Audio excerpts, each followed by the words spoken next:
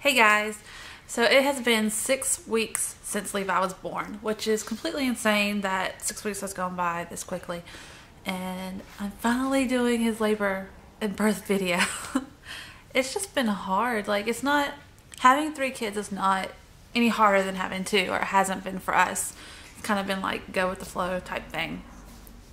But with spring break and doctor's appointments and dentist appointments and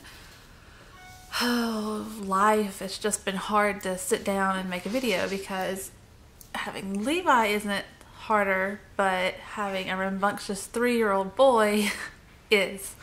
And then Haley and Lucas home, because she had spring break, that was monstrous. And then Lucas has appointments every week in the morning times, and just getting the schedule going to where it's supposed to go, and getting him back on a schedule, and getting Levi what he needs. Just haven't had time for videos.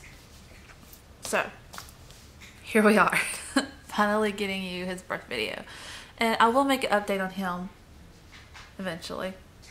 Hopefully today. If there's time after this one, I'll do it, but no promises. So Levi was born on March 18th, 2014 at 9:32 p.m. He was born at 7:32 p.m., not 9:32. Lucas was born at 9:35. I got myself confused. So 7:32 was the time that he was born. 2 p.m. He came into the world finally after 44-hour labor. And I'm counting labor as from the time that my water broke until the time that he was born. So it was like 44 and a half, 45-ish hours. I'm going on the low side and saying 44. But, okay, so the weekend before he was born, the 15th, the 14th, 15th, and 16th, was kind of crazy, because I had consistent contractions the whole weekend. It was pretty crazy. Slide. So the 14th, I had contractions all day, but they weren't really getting steady, and they weren't hurting me. They were just uncomfortable sometimes, and other times it's like whatever. So Friday, that was Friday. Saturday comes around. We decided to go ahead and do maternity pictures, which I have not shared on here, but I will. I shared a few on the blog. Oh no. I kicked him. He's sleeping, sorry. So we did maternity pictures that morning, and the whole time I did not feel good. I was sick. I felt like I was going to throw up. I felt like just nauseous, but we got some good pictures done. At one point, I had to lay down in the grass and just hope and pray that I wasn't going to throw up, which worked for a little while, but then by the end of our little photo shoot, I did eventually throw up and get sick and had to go. I was done. Just fine, because the kids were playing, and they didn't get fazed by any of it. So we got some of the good pictures. We ended up spending the rest of the day still contracting steadily. Like, this time it was pretty steady. They were 4 to 5 minutes apart, 3 to 5 minutes apart, and they're pretty strong. And sometimes I had to stop. Most of the time I just walked through them. And we finished the day hanging out with our friends, eating lunch, looking at houses and things like that. And eventually, because we were close to where my hospital was, we decided to go in and be checked, because they were really consistent. I didn't want to go in and be checked at all. I think I told y'all this before, because I didn't want it to happen before it needed to, and I didn't want to be checked unnecessarily.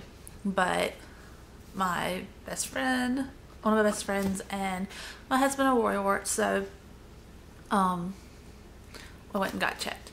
Got to the hospital, got me hooked up to the monitors, and waited for my midwife to come in, because even though we're using a midwife through the hospital too, so we still delivered there.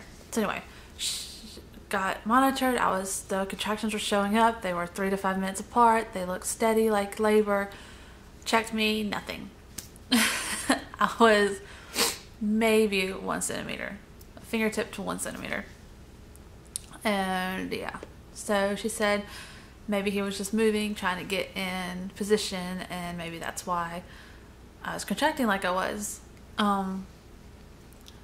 So yeah, I got sent home, which is fine. I felt silly for going up there anyway, but went home. Went to sleep the next day, which was Sunday the 16th. Just pretty much spent the day at home because I didn't feel good still, and ended up going to a birthday party, which was at a pizza place. So I just sat. I didn't even eat. I didn't feel like eating. And got home. The kids and I did mud mask that night and just acted silly and had fun. Didn't do anything too rigorous. I was intentionally being lazy because I was 37 weeks and I didn't want him to come yet. I wanted to wait. I honestly wanted him to be born on the 23rd because that was David and our anniversary for when we started dating, and it marks 10 years since we started dating. And I thought that'd be cool. However, he had other plans. So got the kids to bed. I have too many people now. David, my husband, went ahead and laid down, and like a minute his head touches the pillow, he's asleep. Like, I don't understand how he does that because it takes me forever to go to sleep. Anyway, so he dozed off. I went in there finally and laid down because I just couldn't sleep for some reason. But I took a melatonin and I laid down on my pillow, got comfortable, and the second I actually got comfortable, there was a pop and a gush of water. And I sat up for a second and I'm like, oh my God, did I pee on myself? And it kept coming, and so I jumped out of bed and like, it's pouring out. Like, I always wonder, my water's never broken before I'm about to deliver or they break it. So I didn't know what to expect. It was insane. It was just pouring everywhere. And I'm yelling at David saying, get up, my water broke. Oh my God, get up. And he took a minute because, he's half asleep because he had literally just fallen asleep. And he jumps up and sits on the bed. And he's like, what? It's like, my water broke. He's like, no way. Like, yes, see, and it's like pouring out and I'm laughing. So it's like, you had to be there. It was funny. It was scary and funny and exciting all at the same time. So he jumps out of bed, starts getting things to wipe up the water with and like for me to hold so I'm not leaking everywhere. And he's calling people. He calls my best friend Amy to come over.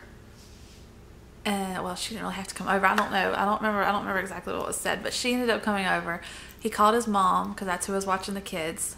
And Amy was freaking out with me. I wanted to go take a shower and just relax, and because I wasn't contracting like I was before, and it didn't feel like anything was going on. But because we lived 30 to 45 minutes away from the hospital, and how I didn't really feel like I was in labor with the twins, but I was actually 6 centimeters. They were worried, so then I got worried, so then we decided to go ahead and head to the hospital just to see how things were going again.